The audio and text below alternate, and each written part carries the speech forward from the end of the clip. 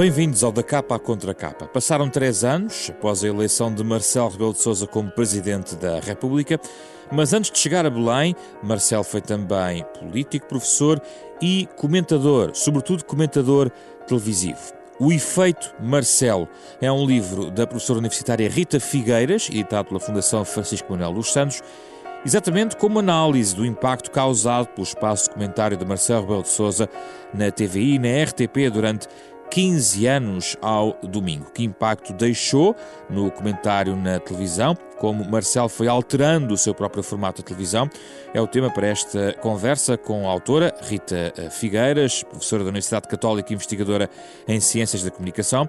E mais à frente, hoje no formato ligeiramente diferente, também o contributo de Henrique Monteiro, antigo diretor do Jornal Expresso e jornalista e também comentador, para ouvir neste Da Capa à Contra Capa.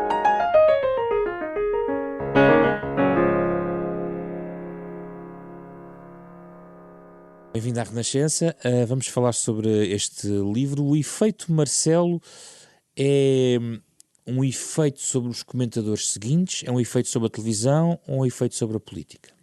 Eu diria que é um efeito sobre tudo o que referiu. Ou seja, a chegada de Marcelo Rebelo de Sousa à televisão, neste caso à TVI no ano 2000, foi transformador do que a partir daí se tornou, por um lado, a relevância do comentário e, por outro lado, também transformou os noticiários. Isto num primeiro nível. Ou seja, o facto de a própria TVI, naquela aposta diferente que fez, que foi trazer a opinião para os noticiários de audiências vastas, e o comentário tradicionalmente era digamos que um produto de nicho da imprensa de referência portuguesa. Portanto, houve aqui já uma primeira transformação, que foi trazer e torná-lo, digamos, a democratização do acesso ao comentário, levando para um canal generalista com as audiências maiores no país. Portanto, aí já foi uma transformação. O êxito dessa presença, que se foi transformando ao longo do tempo, o espaço de comentário do Marcelo Rebelo de Sousa, o que era no fim, não coincidia necessariamente da forma como começou, portanto foi ganhando tempo, foi ganhando outras características, portanto também transformou o próprio noticiário, o êxito daquele espaço de comentário. E também, digamos que ele lastrou aos outros canais de televisão e depois também tornou-se um modelo incontornável nos canais de cabo mais especializados em informação, que foi trazer o comentário individual para dentro do noticiário, não só em programas específicos onde comentadores semanalmente debatem os temas da atualidade, mas trazer para dentro do noticiário esse segmento fixo do comentário. Portanto, contaminou a própria lógica do noticiário? Exatamente, contaminou a lógica do noticiário, primeiro integrando esse novo espaço dentro do noticiário e, por outro lado, também, digamos que depois tendo em conta a própria dinâmica do jornalismo, o esvaziar das redações, a precarização do trabalho, a dificuldade de preencher o ar, que também tornou-se cada vez maior, digamos assim, não é? Com os noticiários dos canais por cabo, em que há mais tempo que é preciso preencher, os comentadores também foram ganhando mais espaço, porque, por um conjunto variado de razões, é mais fácil trazer comentadores à noite para discutir os temas do que, de facto, preencher essa noite com peças atualizadas, com jornalismo atualizado, porque, enfim, as redações foram diminuindo, os meios técnicos também, os meios financeiros, e, portanto, digamos que são várias dinâmicas, umas relacionadas diretamente com o comentário, outras que têm outra natureza, mas que o comentário ajudou a colmatar e, portanto, ganhou, a partir daí, mais relevância. Qual é a diferença? Que diferenças, 2 ou 3 diferenças podem ser identificadas entre o Marcelo Rebelo de Sousa que começou em 2000 e aquele que termina, se não me engano, em 2015? Exatamente. Em outubro, a última emissão foi em outubro... 2015, antes das eleições. Antes de começar a campanha eleitoral. Eu diria que há uma primeira grande diferença, que é em termos do formato, digamos assim.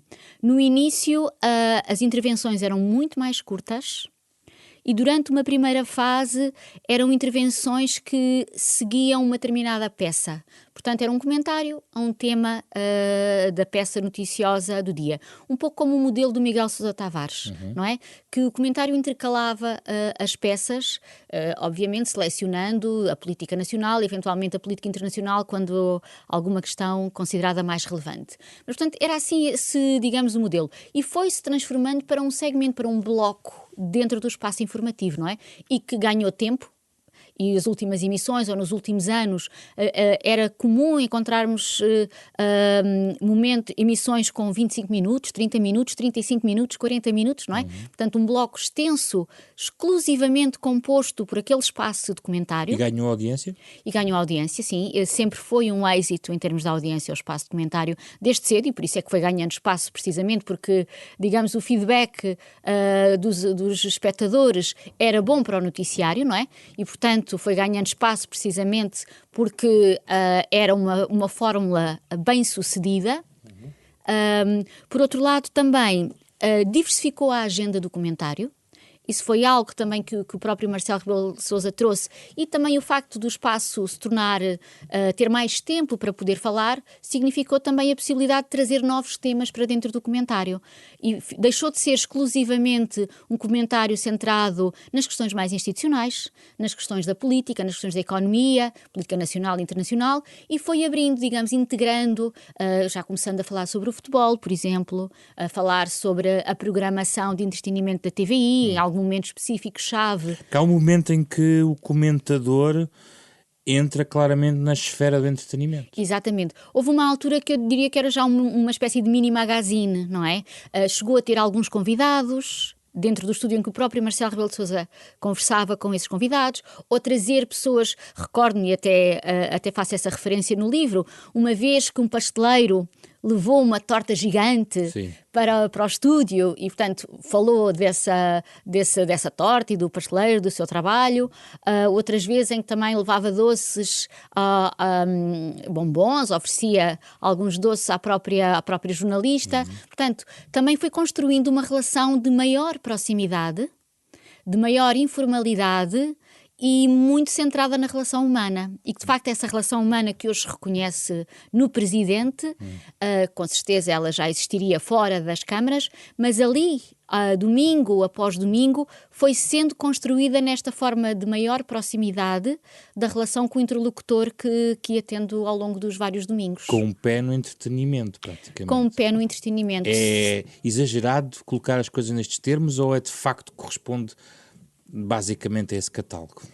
Eu diria que é algo que também não foi só exclusivo do espaço de comentário de Marcelo Rebelo de Sousa. Eu diria que há uma tendência geral na televisão, que nós vemos que é, por um lado, a informação tenta renovar-se integrando algumas das características do entretenimento, tal como o entretenimento hoje também se está a tentar reencontrar e afirmar, incorporando espaços que anteriormente eram exclusivos do jornalismo. Portanto, não é algo exclusivo do Marcelo Rebelo de Sousa, mas as suas qualidades comunicativas, o seu à vontade e o gosto, de facto, também experimentar outras modalidades, também beneficiaram, não é? Aliás, há uma referência no livro a um primeiro momento, isto fará sorrir quem nos ouve, porque é uma matéria que tem sido debatida nas últimas semanas, comentada sobretudo. Em 2015 já tinha partilhado com Cristina Ferreira a capa do primeiro número da revista Cristina. Portanto, essa ligação ao entretenimento, a uma apresentadora muito popular, que hoje vemos comentada no Café, tendo em conta a transferência televisiva de Cristina Ferreira, tinha aqui um passado histórico. Exatamente. Aí eu acho que foi a conjugação de dois públicos, não é? Porque o público natural de Marcelo Rebelo de Sousa não seria o público natural de Cristina Ferreira. Seria? Não.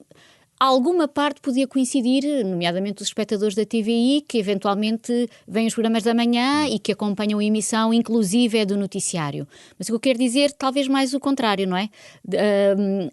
Havia uma parcela do público de Marcelo Rebelo de Sousa, que não é o público da TVI ou dos seus programas da manhã, mas que aquela revista juntou dois mundos, digamos assim, não é?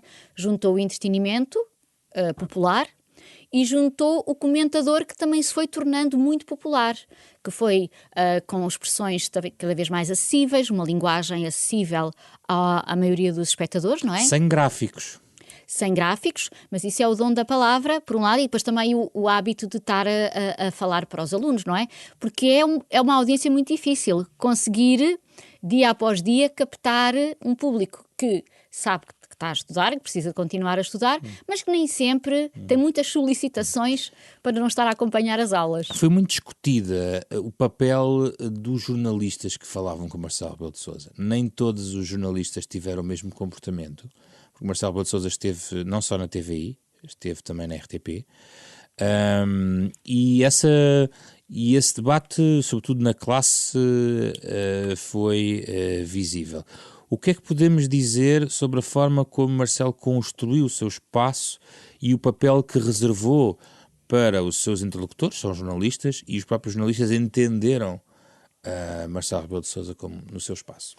Ora, eu discuto um pouco essa questão também no livro, porque o comentário e a sua tradição cultural das democracias, dos espaços de comentário e de debate, eles têm como principal objetivo, claro, ajudar as pessoas a esclarecer as pessoas, dar contexto, refletir sobre eventuais consequências, mas é eminentemente um espaço dinâmico de discussão e de diferentes perspectivas. Ora, o que se passava e o que se passa nos programas, nestes segmentos que têm um modelo individual de opinião, não é?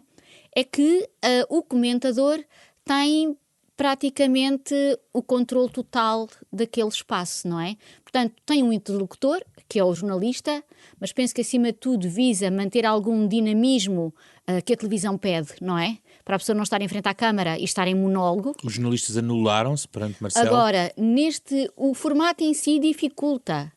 O formato dificulta que o jornalista exerça um papel numa expectativa que temos de estar a questionar, a contra-interrogar, a colocar em causa algumas respostas. Isso funciona bem no registro da entrevista, não é? Que será o que é mais similar do ponto de vista de estrutura formal, o que é mais próximo de um comentário individual, não é? Alguém que chegue do estrangeiro, que liga a televisão ao domingo, no noticiário da SIC, e veja a Clara de Sousa com o Marcos Mendes, eventualmente poderá achar que é uma entrevista. Só se voltar a ligar na semana a seguir é que percebe que aquele formato se repete. Porque é um de um lado e o outro do outro, não é? Mas isso só se repete com o Marcos Mendes. Não se repete com muito mais gente. Ou seja, a passividade alegada por alguns é muito mais visível em Marcos Mendes do que noutros espaços de opinião. Mas também a questão é o seguinte: por um lado, o facto destas pessoas, semana atrás de semana, regressarem ao mesmo espaço, não é? Constrói claramente uma relação de maior proximidade, o que vai dificultando o papel da crítica, naturalmente, não é? Por outro lado, a função do jornalista ali não é estar a contrariar o comentador, que o canal entendeu como sendo uma referência para ajudar a explicar a semana, não é? Portanto, o papel não é ser hostil, não necessariamente no mau sentido, mas no sentido de estar atento, estar vigilante às respostas, contra-interrogar, questionar, perguntar qualquer coisa eventualmente sensível. A questão é que o modelo não é esse, não é? O modelo é de apoio, no sentido em que é um programa, é alguém em que a casa apostou, portanto tem um conjunto de contornos que são difíceis de conciliar com uma determinada concepção do papel de jornalista. E em que é que Marcos Mendes é muito diferente de Marcelo? É a pergunta que... Eu penso que Marcos Mendes é mais próximo do Marcelo até do que se poderia pensar. Em termos formais do que é o seu espaço de opinião. Ou seja, também fez um caminho de tornar-se mais informal, ainda com as suas características de personalidade próprias comunicativas, que são distintas de Marcelo Rebelo de Sousa, como serão distintas de outro qualquer comentador, não é? Tem a ver com as características pessoais de cada um, mas também é um espaço que é composto por comentário, também é composto por dar notícias, digamos assim, algo que o Marcelo Rebelo de Sousa também fazia, não é? E os seus comentários depois têm eco e tornam-se ângulos de abordagem jornalística para tratar aquele tema nos dias que se seguem, não é? Portanto, também tem essa influência, que é uma certa, digamos, tradição que o Marcelo Rebelo de Sousa trouxe e que por essa razão o comentário tornou-se tão significativo para os jornalistas, mas também muito significativo para políticos, porque perceberam que aquele era um lugar de destaque e que aquele lugar construía visibilidade e construía reputação. Não é? Então, como entender o movimento ao contrário quando neste momento estamos a discutir o desinteresse de uma televisão por um formato como Quadratura do Círculo, que aliás também é analisado aqui no livro? Qual é a sua leitura de alguma tendência que estará aqui a germinar? Qual é a sua leitura disto tudo? Só dizer se me é permitido, para além destas componentes que eu já referi, que percebemos que há aqui algumas semelhanças entre um certo formato que o Marcelo Rebelo de Sousa ajudou a construir e outros formatos subsequentes, nomeadamente o do Marcos Mendes. Também o abrir da agenda. A agenda do documentário alargou-se a outras áreas, que tradicionalmente não faziam parte do espaço de documentário. Facilmente, novamente a falar de futebol, também quando estreou o programa da Cristina Ferreira, no domingo seguinte, Marcos Mendes também fez um comentário sobre isso. Portanto, eu diria que o Marcelo Rebelo de Sousa, de uma forma despreconceituosa, abordou temas que tradicionalmente não cabiam nestes formatos. E o Marcos Mendes chega a essa tradição também, digamos assim. Em relação à Quadratura do Círculo. Bom, a pessoa privilegiada para responder essa pergunta não seria eu, não é? Será os decisores do canal. Mas eu diria que a questão aqui não é o comentário, mas é aquele modelo de documentário. Porque é um modelo que não é tão comercial, digamos assim. É um modelo mais racional, mais intelectual, menos emocional, menos também construído na polarização, que são novas tendências do documentário. Portanto, o problema, considero eu, não julgo que seja o comentário em si, não é um desinvestimento no comentário, porque provavelmente alguns novos programas de comentário irão substituir aquele. A questão é que a modalidade, aquele estilo de comentar, aquela forma de abordagem, mais racional, mais intelectual também, se quisermos, ainda que com, obviamente, luta política também a ter em conta, mas é uma modalidade que é pouco consentânea com as novas tendências, também a ligação às redes sociais e que, portanto, é um formato, digamos assim, que certamente vai ser atualizado para algo mais próximo das novas experiências que a TVI tem feito. Uma última pergunta, antes da sugestão. A eleição de Marcelo deu razão indiretamente a Emílio Rangel quando dizia que uma televisão poderia vender tudo até um Presidente da República? A cima não faz sozinha. Ou seja, também depende de quem é o Presidente, de quem é ou o presidenciável, depende de quem é essa pessoa e depende também de quem são os outros candidatos que estão a concorrer. O que é que sugere que possamos ler em relação a esta matéria? Bom, em Portugal existe, é curioso, que é um tema que é muito falado, mas é pouco estudado. Portanto, não existem muitos livros sobre o comentário. Poderia aconselhar este mesmo que vai sair agora, não é? Claro, o Efeito Marcelo, que penso que pode ser útil para compreender um pouco mais. Em termos internacionais, há um livro de 2014 de uma autora norte-americana que discute precisamente as questões do comentário com a emergência dos canais por cabo, nomeadamente a importância da Fox News para trazer o comentário como uma componente fundamental nas novas formas de fazer televisão. Como é que se chama o livro? O livro chama-se Prime Time Pundits, portanto, comentadores do prime time, digamos assim, em inglês a designação que se utiliza normalmente é pundits. E a autora chama-se Lynn Letukas. Lynn Letukas é um livro em inglês, mas é um livro muito interessante para quem quiser aprofundar as dinâmicas do comentário com as lógicas televisivas. Henrique Monteiro, em relação a Marcelo Rebelo de Sousa, o presidente que antes foi comentador, desde logo do ponto de vista do formato que Marcelo foi, enfim, usando ao longo dos seus tempos de comentador, e foram muitos anos, mas sobretudo na televisão, encontras diferentes Marcelos nesse período como comentador? Ou achas que ele manteve sempre o mesmo do ponto de vista da forma, sim, sobretudo? Sim. Não, eu acho que há uma parte interessante. Eu, aliás, quando ele era comentador da TSF ainda, eu fiz um artigo bastante grande para a revista do Expresso, chamada A Escolinha do Professor Marcelo, porque ele começou a dar notas. Sim. E aí é uma invenção, eu não sei se a invenção é dele, se já havia fora, mas cá em Portugal é uma invenção dele, dar notas. De 0 a 20, e que tem a ver com o facto de ele ser professor e tem a ver com o facto de ele dar notas. O facto de ele dar notas começou a objetivar coisas que não são objetiváveis muitas vezes. Não é? Porque a gente pode objetivar, por exemplo, a resposta de um político ou outro dada num Parlamento. Isso é se a gente gosta mais ou gosta menos, não é? Objetiva, mas também coloca a escala do professor. Exatamente, o professor coloca a define... escala dele. Ele é que define. Portanto, ele põe-se acima do próprio objeto que está a comentar. Ele comenta como se estivesse a ver, digamos, um espetáculo, e, portanto, aí transforma a política também em espetáculo, e é como ao crítico. Eu dou 5 estrelas, dou 3 estrelas, dou 2 estrelas. Essa foi, digamos, a inovação, para mim, mais interessante, mas talvez a mais perversa, simultaneamente, sim, do professor Marcelo. Sendo que ele depois abandona as notas. Ele abandona as notas, mas nunca totalmente. Ele depois na televisão continua a dar notas e depois acaba por abandonar as notas. E acaba por abandonar as notas porque já toda a gente dava notas, até o Carlos Magno.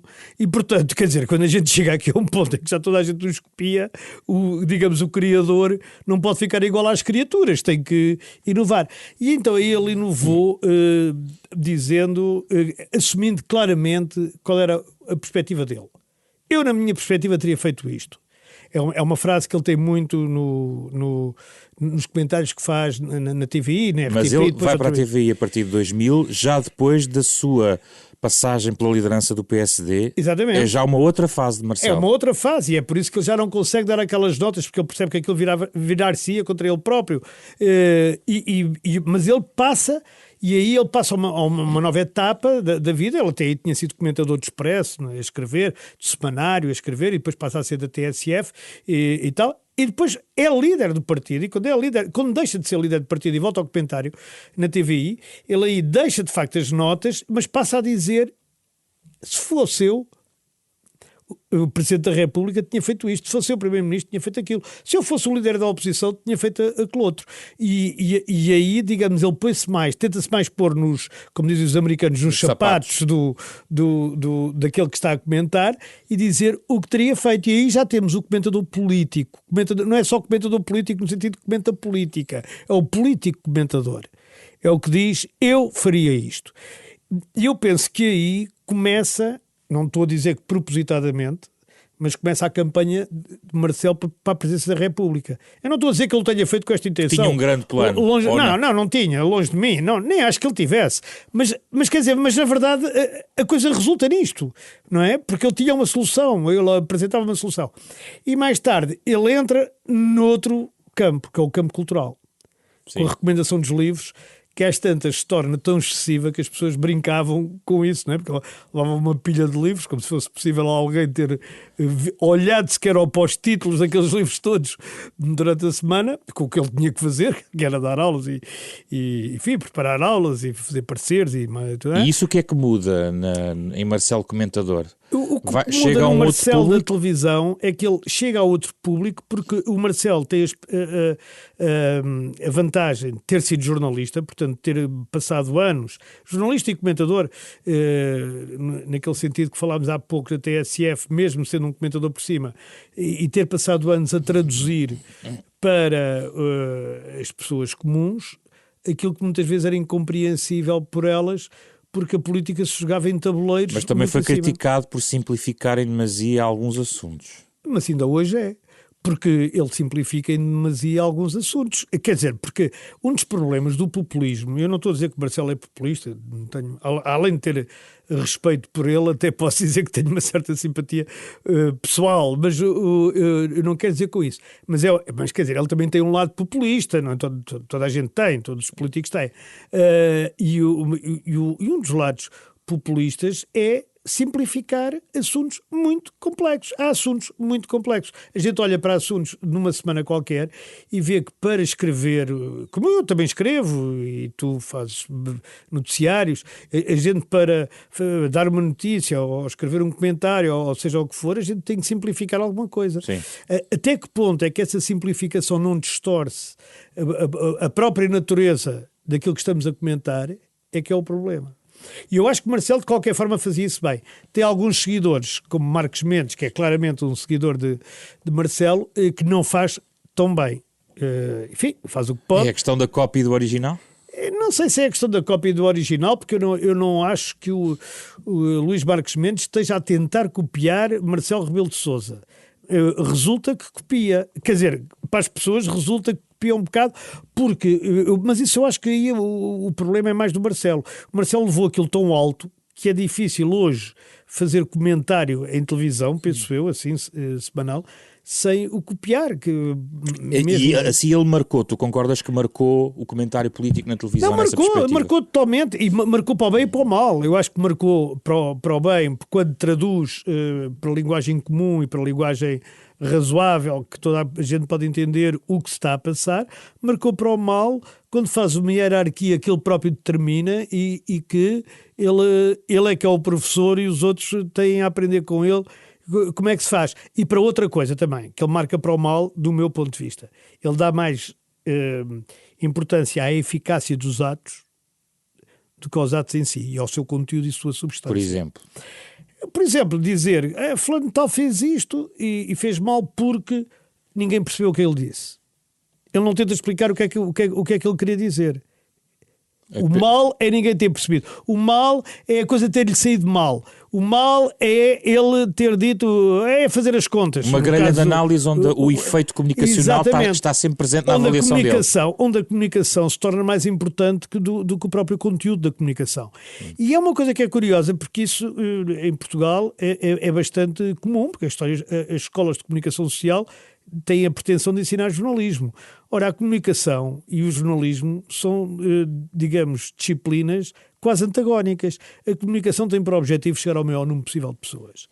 O jornalismo tem por objetivo chegar o mais próximo possível da verdade. Ora, muitas vezes, para chegar o mais próximo possível da verdade, não se pode traduzir, lá está, a tal tradução, distorce a essência daquilo que se disse. E nós hoje já só discutimos não o que se disse, mas a forma como Os jornalistas que foram falando com o Marcelo podiam ter tido outra atitude no diálogo com o professor? Que foram falando como? Nos comentários semanais, porque o Marcelo Rebelo de Sousa fala sempre em diálogo com... Não, sim, também Marcos Mendes. Sim, bem, mas eu isso acho que é só, digamos, o outro é um compare, não é? Havia na revista havia o ator, digamos, e havia o compare, que era o que dava as deixas. Eles não estão lá totalmente como jornalistas, porque quem decide os temas é o Marcelo, ou o Marcos Mendes, ou quem for, ou quem decide os temas que se vai abordar. Portanto, ele não vai lá e diz, agora vamos abordar estes temas que o jornalista decidiu. Quem decide a sequência é também o comentador. E muitas vezes, aliás, via-se, sobretudo com o Judito de Sousa, via-se a dizer, e agora você ainda não me perguntou, mas vai perguntar o que é que não sei o quê. Quer dizer, isso até era quase, digamos, não era escondido, era aberto. E naturalmente isso retira à pessoa que está em frente do papel de jornalista e põe noutro papel que é um papel digno, mas que não é jornalista. Rita Figueiras, autora deste livro, O Efeito Marcelo, diz que ele foi introduzindo mais proximidade e emoção no seu comentário, tornando mais próximo daquilo que hoje está à vista, como, digamos, o comportamento do presidente Marcelo. Concordas? Concordo, quer dizer, ou pelo menos não discordo, não é? Porque já não é mau, porque ele de facto vai introduzindo. O que é que a gente quer dizer por emoção? A emoção a palavra emoção, isto era quase para a gente entrar aqui nos domínios filosóficos. Sim. A palavra emoção é uma palavra muito tricky, muito difícil de perceber, porque é preciso emoção em tudo, isso é verdade. Mas talvez alguma informalidade... A informalidade é diferente da emoção, porque a emoção, quer dizer, a emoção é qualquer coisa que ultrapassa a razão. Não é? E a política deve ser racional, não deve ser emotiva, não deve ser apaixonada, quer dizer, a política apaixonada é sempre uma política de demagogos, de ditadores, de pessoas que não conseguem explicar. Mas infelizmente nós vivemos em tempos em que a paixão muitas vezes se sobrepõe à emoção na questão política. A gente hoje vê que muitas vezes as questões políticas se discutem ao nível do que se discutia ao futebol há 10 anos. Mas ele colocou ou não um pé no entretenimento enquanto comentador? Completamente, mas isso já tinha colocado a fazer a gente no Expresso. Quer dizer, eu não estou aqui a criticar, eu também fiz a gente no Expresso algumas vezes, eu não estou a criticar a gente no Expresso, nem estou a criticar esse facto, mas na verdade há um cruzamento entre informação e entretenimento que ele já tinha feito. Repara que o Marcelo Rebelo de Sousa não nasce para o jornalismo como jornalista, ele é contratado para administrador de Expresso. E depois ele tem jeito e passa para jornalista. Porque ele não pensou ser jornalista, ele era um licenciado em Direito, e com mérito, como se viu, não é? Com uma carreira académica bastante bem sucedida, do qual agora se jubilou, do meu ponto de vista, infelizmente, porque ele era um excelente professor. Eu posso dizer isto porque, enfim, conheço de perto e até familiarmente muitas pessoas que foram alunas dele, mas ele foi um excelente académico, e isso não há dúvida, mas lá está, a forma de dar uma aula, quando mete emoção e não sei o quê, pode ser importante. Na análise política também pode ser importante, mas não deve ser excessiva. E eu acho que ele é excessivo. E mesmo hoje, como presidente, acho que ele muitas vezes é excessivo em deixar escapar emoções para além da razão que ele deve ter. E é excessivo quando às vezes confunde um plano que ainda remete para o seu universo televisivo. Vou dar 2 exemplos.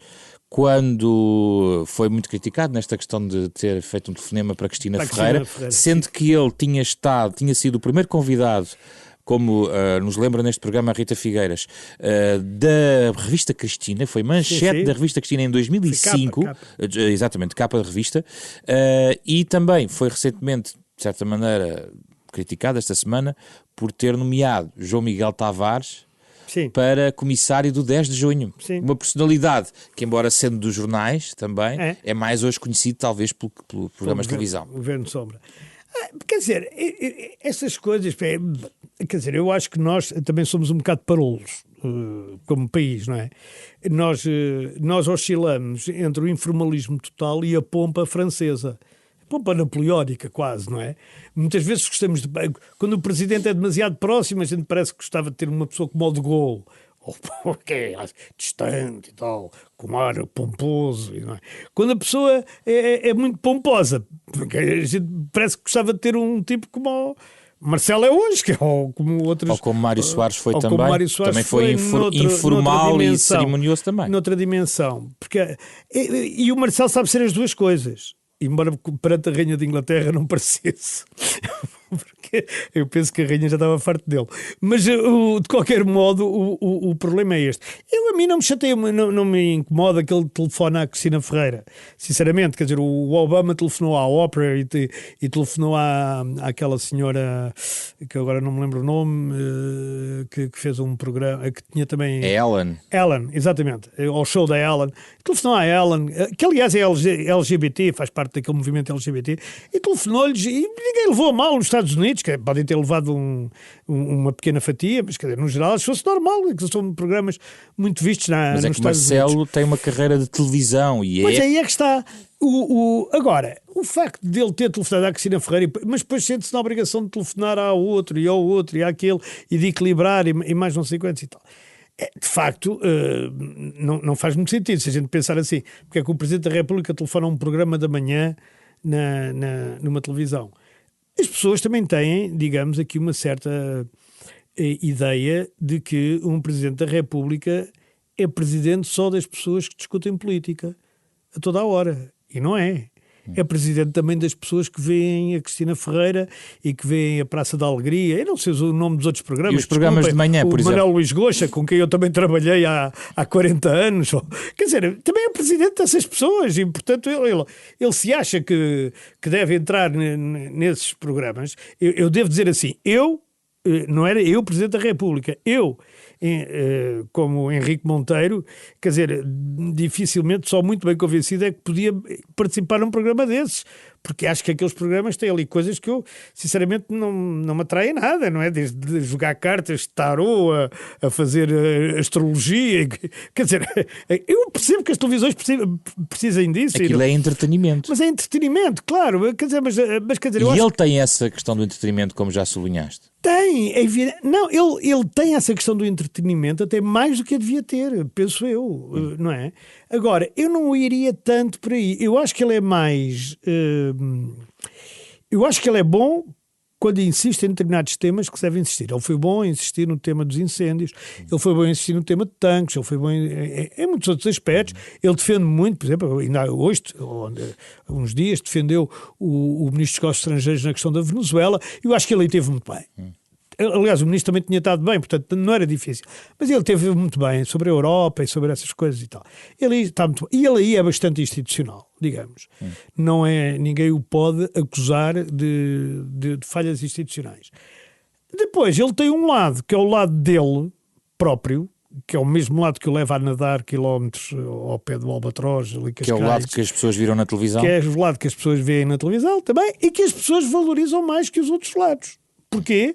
Porque são mais visíveis e porque as próprias televisões também replicam mais esses lados do que os outros. E há muito pouca gente a ressaltar também os lados institucionais e não é de apoio ao governo, porque às vezes a direita indigna-se um bocado a achar que o Marcelo está a apoiar o governo. Não é de apoio ao governo, é de apoio às instituições portuguesas, e quer dizer, sendo que o governo é o governo de Portugal. Por muito que uma parte do país não goste do estilo do governo e da ação do governo, e eu sou bastante crítica em relação a algumas dessas ações, é o governo de Portugal. Portanto, 2 perguntas para respostas mais curtas, Henrique. Primeiro, estes formatos como a Quadratura do Círculo ou outras, com políticos, digamos, de um perfil diferente em relação a Marcelo Rebelo de Sousa, tornam-se menos apelativos mediaticamente hoje em dia, face a estes exemplos extremamente agitados de personalidades como Marcelo?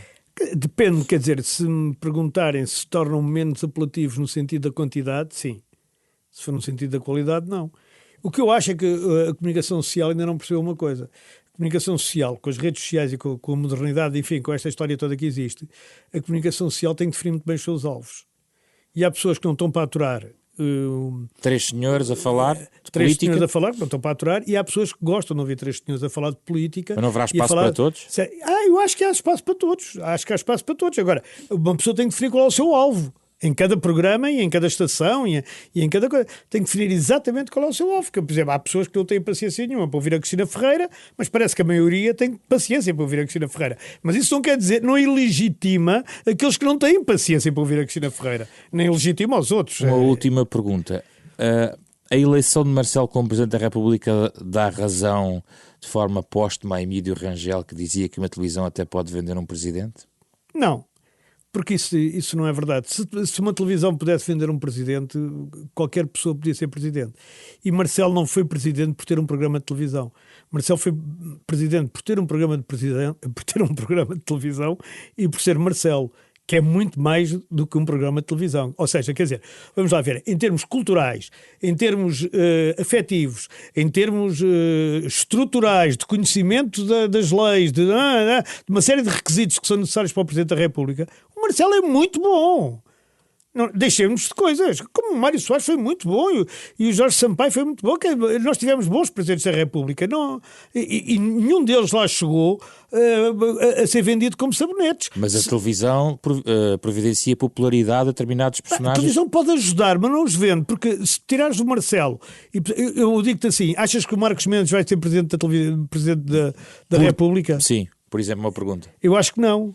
Nem acho que ele queira, portanto não estou a dizer uma coisa para o prejudicar. Eu acho que ele não pensa nisso. Que é preciso mais do que ser uma personalidade. É preciso mais do que ser uma personalidade. Se fosse uma personalidade da televisão, também o José Rodrigues Santos podia ser. Vendem milhões de livros, ou milhares, centenas de milhares, aparece na televisão todas as noites, ou quase, ou o Judito Sousa, ou o Rodrigo Guedes de Carvalho, também escreve livros e tal, mas não basta isso. Não é? É preciso olhar para ele e pensar, este pode ser meu presidente. Portanto, o Rangel, nem postumamente, nem na altura em que disse, teve razão. O Efeito Marcelo, o livro editado pela Fundação Francisco Manuel dos Santos, que vai ser apresentado no próximo dia 14 de fevereiro, foi o tema deste Da Capa à Contracapa, uma parceria da Renascença com a Fundação Francisco Manuel dos Santos. Pode ouvir sempre às 9h30 da manhã de sábado ou depois, à hora que escolher, em rr.sap.pt, em podcast, que está também disponível nas plataformas digitais habituais e na aplicação da Renascença. Um programa com genérico original de Mário Laginha e também com os contributos de Ana Marta Domingues, Carlos Vermelho, André Peralta e José Pedro Frazão. Até para a semana.